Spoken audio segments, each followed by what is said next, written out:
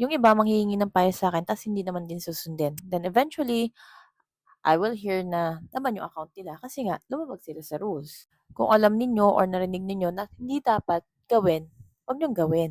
Yung iba mga inggitera, 'pag nakita nilang hindi maayos mag-live, hindi naman na-ban, gagayahin nila.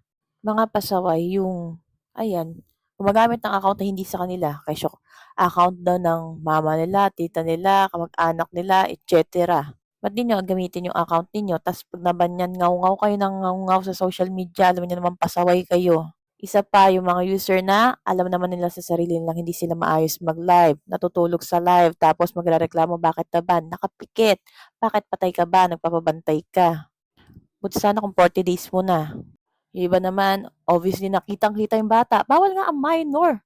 Eh, popo. Kayo rin po kasi yung reason kung bakit po kayo nababan, nagkaka-violation. And if you would ask me regarding dun sa making multiple accounts, syempre hindi, 'di ba? Some other users is asking if pwede ba silang gumawa ng panibagong account, yun ang gagamitin nila pang live. Syempre hindi. Tigas ng ulo mo eh.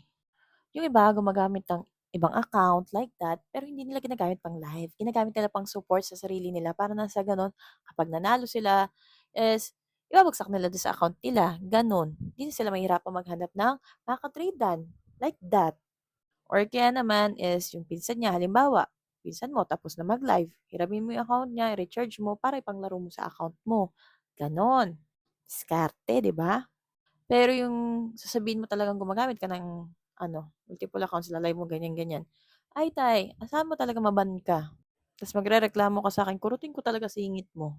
So, sa mga user diyan, especially sa mga bago, follow the rules para nang sa gano'n is hindi kayo ma-ban and hindi masayang in-effort ninyo. Yung points, yung oras at pagod ninyo sa pagla-live kakachika-chika. So, I'm doing live every 9 PM. My user ID is 79170. So, every Tuesday hanggang Saturday po ako naka-live. I'm Lily Cruz in Popo Live. And kapag nagla-live ako, hindi ako galit. Kasi kanina may nagreklamo. Parang daw ako galit kapag nagsasalita. Hindi. Ganito talaga ako magsalita. Anong gusto mo? Timplahan pa kitang kape. Gusto ata ng lambing. Gusto pa sa akin pa magpalambing.